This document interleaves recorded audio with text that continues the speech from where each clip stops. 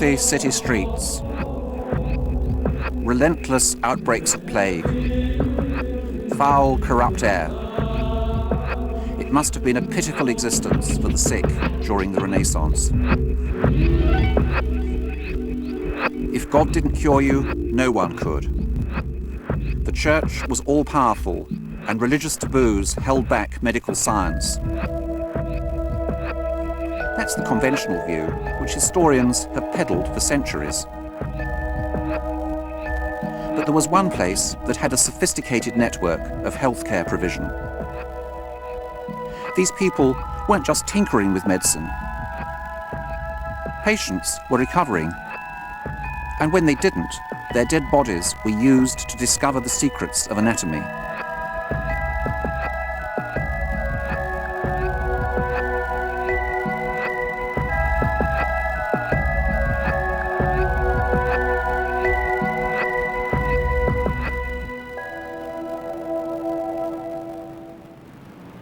Florence has been under the microscope of historians for hundreds of years.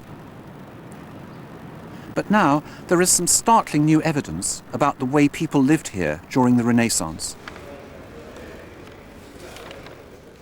Catherine Park's research has assembled groundbreaking new evidence about medical practice more than 5 centuries ago. I've always been attracted to the parts of history of medicine that are about what people did, what people believed, what the patients felt, and how the doctors dealt with them. If you're interested in the late Middle Ages and Renaissance, Italy is the place to be. For the history of medicine, virtually all of the important developments in medical practice, medical theory, medical organization took place in Italy before anywhere else. For example, human dissection was being performed in Italy at least a century and a half before it was common elsewhere. And the same is true of the hospitals. Through exhaustive research, John Henderson has turned historical theory on its head, disproving long-held beliefs surrounding healthcare. When I first began thinking about looking at the sort of history of hospitals in the Renaissance, I was immediately struck by the fact that so much of the literature is dominated by the image that a hospital in the Middle Ages and early modern period is a hellhole. This is a popular belief. You ask anybody in the street and they'll say, hospital, horrible place in the Middle Ages. So what I wanted to do was, in a sense, to try and unpick this, to work out through the massive amount of documentation that survives for hospitals in Florence in particular, exactly what was going on in the hospitals in terms of patient cure, the doctors who were employed, and so on. The most renowned, largest hospital in Renaissance Florence was Santa Maria Nuova. Occupying the same city centre site, it continues to care for the sick. And after more than a decade sifting through its vast and detailed archives, John Henderson has created an unparalleled, vivid picture of the day-to-day life of Santa Maria Nuova during the Renaissance.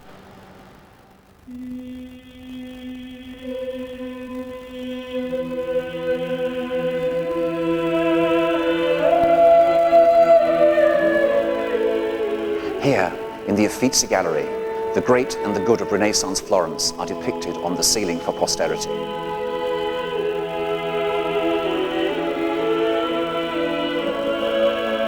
There are philosophers, poets and historians, as well as the great artists and architects.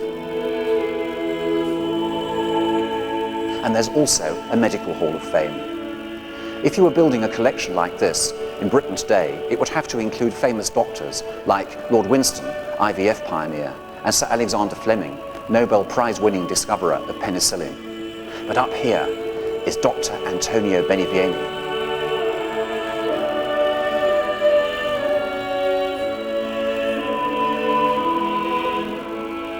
They called him Maestro Benivieni. He was a well-known doctor in Florence in the late 1400s, working partly at the Hospital of Santa Maria Nuova and partly in private practice, where his patients included the ruling Medici family. His detailed, meticulous case notes form the basis of his book, Several Hidden and Marvellous Causes of Diseases and Cures, which was published in 1507. This book gives historians truly amazing insights into the medical practices of the period.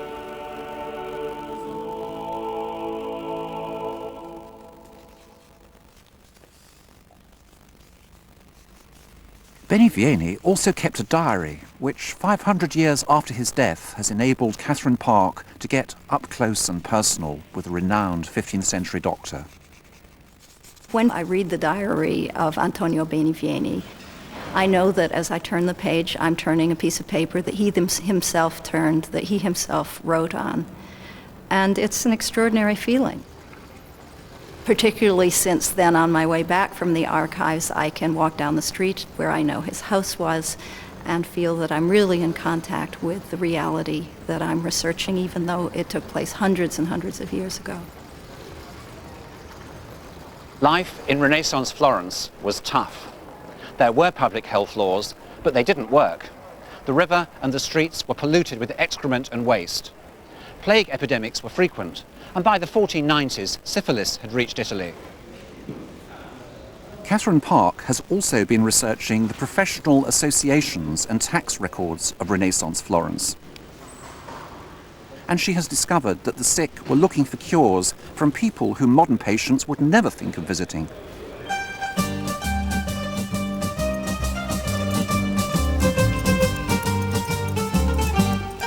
There was a wide variety of medical and surgical practitioners.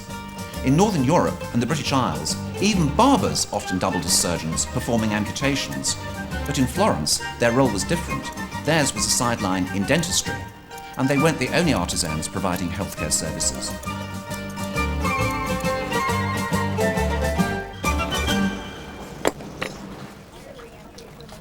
One of the most interesting cases I found is of a shoemaker who also listed himself as an eye doctor because the kind of eye operation that he was performing for cataracts required a sure hand with a needle.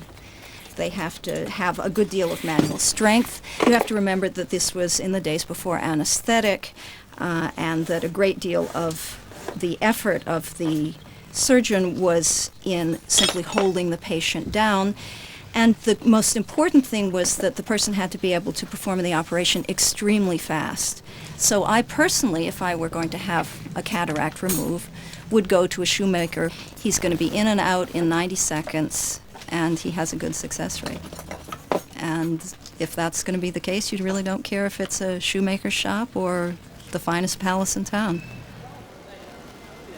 The families who lived in the grand palaces of Florence may well have visited the cobbler for eye treatment. But they also had preeminent doctors on their payrolls. Antonio Benivieni's medical reputation was so well respected, he even treated the Medici, the wealthiest and most powerful people in the city. And because they could afford it, the rich were having routine physical checkups.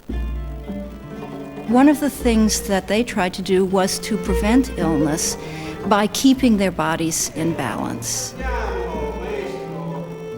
And this was one of the very important functions that a physician to a rich citizen would have.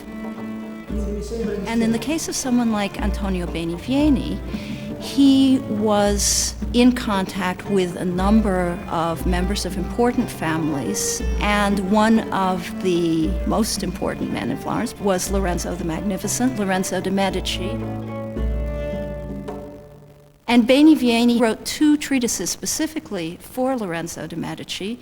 One is a plague treatise, and one is called A Regimen of Health, in which he simply tells Lorenzo de' Medici, chapter by chapter, what he is to eat, what he is to drink, what kind of air he's to breathe, and how he should organize his emotional and sexual life. Benivieni suggested Lorenzo the Magnificent drink more white wine, but partake in fewer pleasures of the flesh.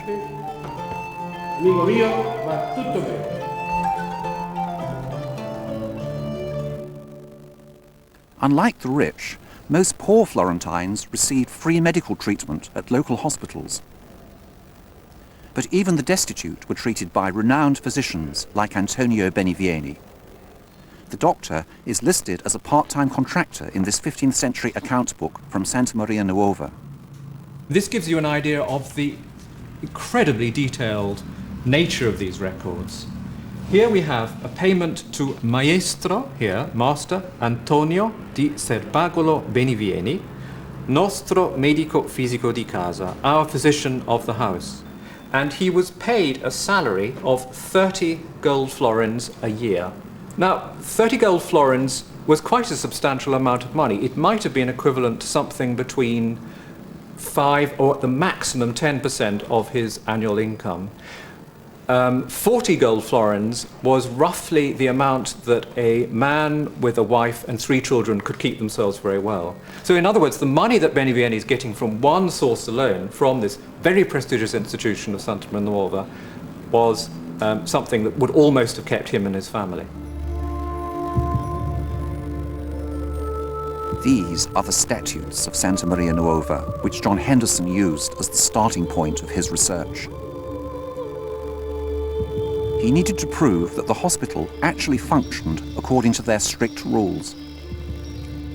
But even by today's standards, the statutes sound almost too good to be true. 6 senior doctors, the best in the city, receive a salary and come to the hospital each morning. Some of the sick cry out, others shiver, others are delirious, but the nurses bear it all and serve with patience and piety. The men's hospital has 100 beds. These are made with mattresses, pillows, linens and covers. The nurses make up trays of food for each sick person, which are handed out by the attendants. In winter, they bring each patient glowing coals in a vessel, so that he may warm his hands to eat. Sub-infirmera and the head nurse on duty smooth the beds and order dirty sheets to be changed. And while the patients are eating, 3 servants go around the ward serving excellent wine, white, red, smooth, sweet or dry. We offer to the seriously ill a soup made from chicken. A servant brings a pot full of this liquid. The infirmera comes and ladles the soup into cups. Chicken soup was the staple diet, and John Henderson's intense scrutiny of the hospital account books has been able to uncover when and even from whom they bought ingredients. On the 25th of January, 1374, it says, we pay to Mona Chiara di Piero, Polaiola, in other words, she's the woman who keeps and sells chickens, for 489 pairs of chickens. It's a vast number of chickens that's just being bought for that particular month. So they generally seem to have been fed on food of good quality. They seem to have been treated by doctors who had the highest reputation. And they had a very large nursing staff, indeed. So I think the picture painted by the statues is not unrealistic, and I think that is what I've been able to show from looking at these account books. Just as today, Renaissance hospitals knew about the importance of hygiene, diet and nursing care for their patients. But to find out what was wrong with patients, doctors like Antonio Benivieni still based their medical theory on the study of Old Arabic and ancient Greek medical texts.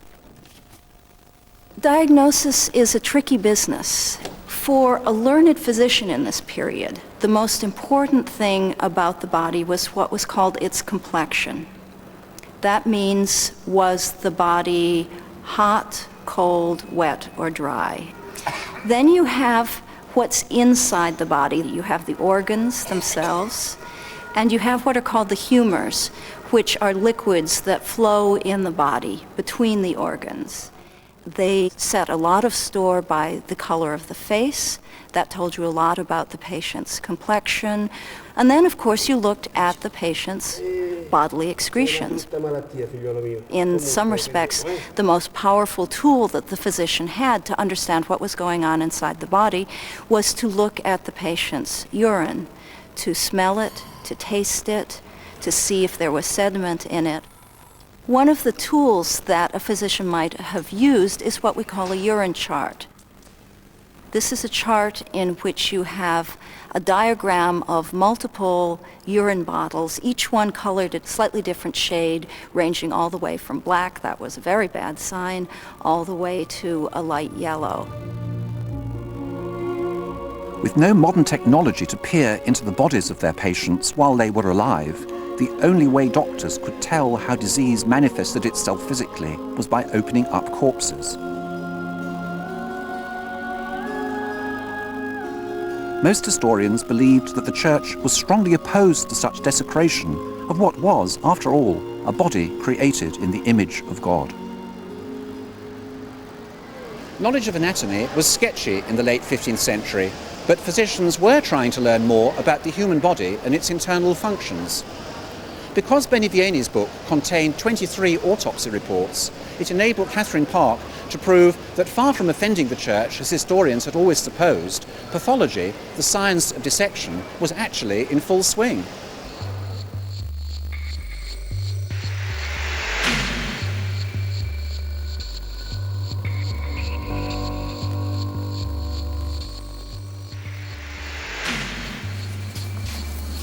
Have you ever been in a path lab before, Catherine? No, this is my first time. Nor have I. Gosh, there's no body there anyway. No, thank God. Look, I thought actually autopsies were a taboo subject in the Renaissance. No, not at all. They weren't taboo subject. They weren't a taboo practice. They, I think, were initially fairly uncommon, but by the end of the 15th century, I think you were finding them in lots of different contexts. And in fact, the second most detailed account I found is a woman who was put on a trestle table in front of the high altar of the Dominican church of a town called Città di Castello, and was autopsied in front of 200 or 300 male friars. What do we know about Benivieni's autopsies? We know that all of the ones he describes are domestic. Most of his autopsies were done on private patients who had died in their own homes, and the autopsy would have been done in their own house.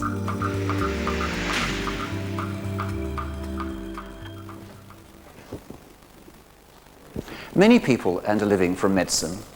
In order to prescribe remedies for his patients, our good Dr. Benivieni needed prepared treatments, and Florence had several apothecaries, like this one, which still survives. They were a cross between a chemist and a homeopathic clinic, and they were big business, the equivalent of modern pharmaceutical corporations.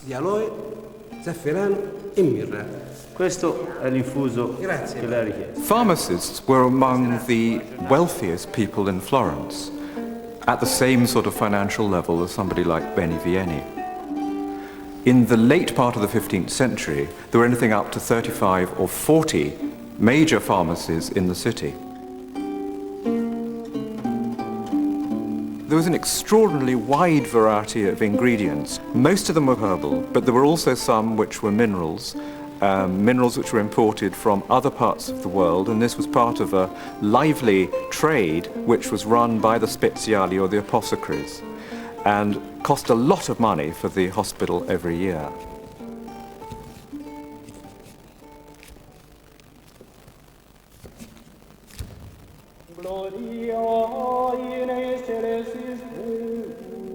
Medicines, doctors and food weren't the only expense for Renaissance hospitals.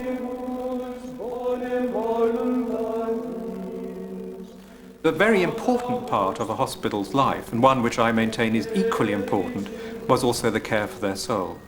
And we find expenses in these account books to, for example, chaplains for saying Mass, in the chapels which actually were situated in the wards themselves. So patients lying in their bed would be able to see the celebration of Host at the altar, in the chapel, in the ward. Physicians, surgeons, apothecaries, and the priest had a complementary role. Medicine and religion were linked in the treatment of the patient. One could not be done without the other.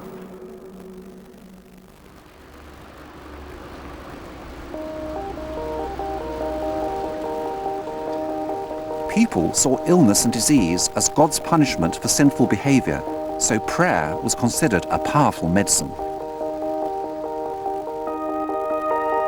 Dr. Benivieni, a devout Christian, worshipped at his local church, Santissima Annunziata. It was the city's preeminent shrine to miracle healings. Some are depicted in the frescoes at the church. And patients who had recovered their health through prayer would give thanks by hanging life-size waxworks of their limbs, or even whole bodies, from the beams above this cloister. Even Benivieni describes a 15th century miracle healing in his medical case notes. My kinswoman, Giovannina Bencio, allowed a flux of the bowels to continue for so long that it could not be stayed, neither by drugs nor other remedies. Despairing of medicine, she visited a preacher. He pressed the woman's head, uttered a prayer, and made the sign of the cross. She announced herself completely cured. I feared she was mistaken. But 3 years passed since the flux, and I declare that this had been done by God's will alone, to the praise and the glory of his name, which was ever blessed. What Benivieni tells us here is that in matters of life and death, pain and suffering in the 1400s, it was divine rather than medical intervention that really counted. Physicians were simply instruments of God. Religion was the framework for society. People did what the church told them to, and that included the wealthy, whose financial donations were the backbone of charitable institutions like the Hospital of Santa Maria Nuova. The Christian ethic was fundamental to the establishment of all the charitable institutions in late medieval Europe. It was partly, of course, if you like, a selfish reason that by giving money to the poor, looking after the sick, you would help speed your soul through purgatory, and that meant eventually, with a bit of luck, God willing, arrive in paradise. To help save their souls from purgatory, pious Florentines also joined brotherhoods like the Misericordia. They wore hoods to keep their charitable work secret and were often seen around the city carrying the sick and injured to hospitals. They were the St. John's ambulance service of their day.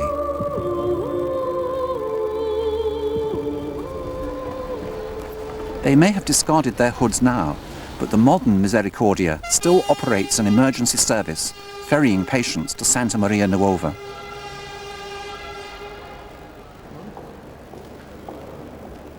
Although John Henderson had unearthed a lot of new evidence about the way the hospital functioned, he sensed he was on the trail of something even bigger. I began to feel that there was something missing, that what I needed to do was to get away from just the documentary written evidence and start looking around me, start using my eyes, start looking at the physical environment in which patients were treated and which doctors and nurses worked. One of the fascinating things I discovered were these payments for frescoes which had been commissioned for the female ward of the Hospital of Santa Maria Nuova. In fact, one of the payments I found for these frescoes was in 1414, which actually tells you exactly which were the scenes which were to be shown. And I thought, well, if the female ward still survives, then they may still be there. John Henderson's search led him to a 16th century map of Florence showing the hospital and the women's ward. No longer part of the modern hospital, it had been lost to historians for hundreds of years. But John Henderson finally tracked down the missing building. Here is the entrance to the main female ward of Santa Maria Nuova, a building which was constructed from the early 14th century. But what onwards. super frescoes, John? They are an extraordinary standard, and I think this is one of the things which is fascinating about the decoration of hospitals, that they employed the leading artists and sculptors to provide their religious programs. So let's go in. Sure.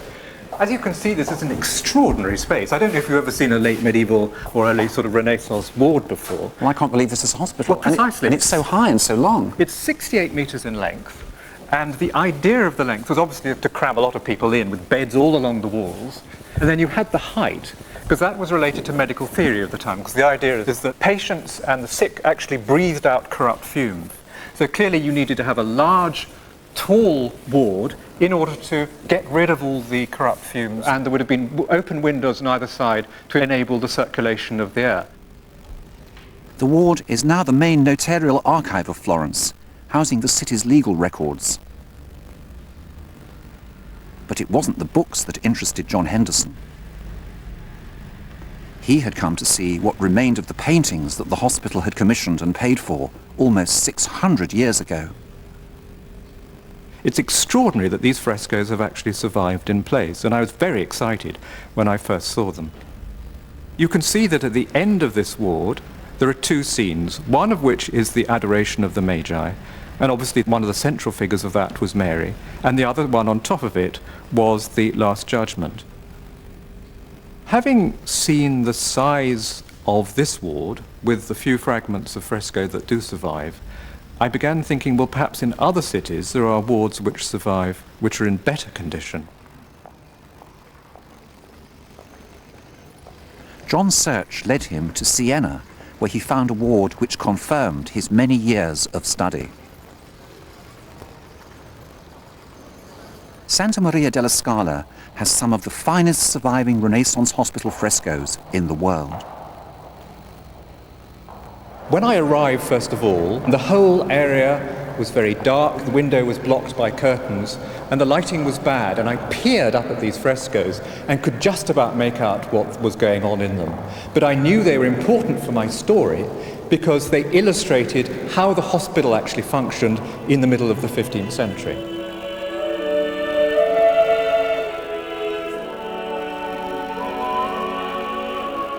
These images, painted in the 1440s, are extraordinary in their detail. There's everything that John Henderson's research has uncovered and that the statutes of Santa Maria Nuova promise their patients. There's the long ward with high ceiling and open windows to let corrupt or disease-carrying air escape. A nurse makes a patient comfortable in his clean bed.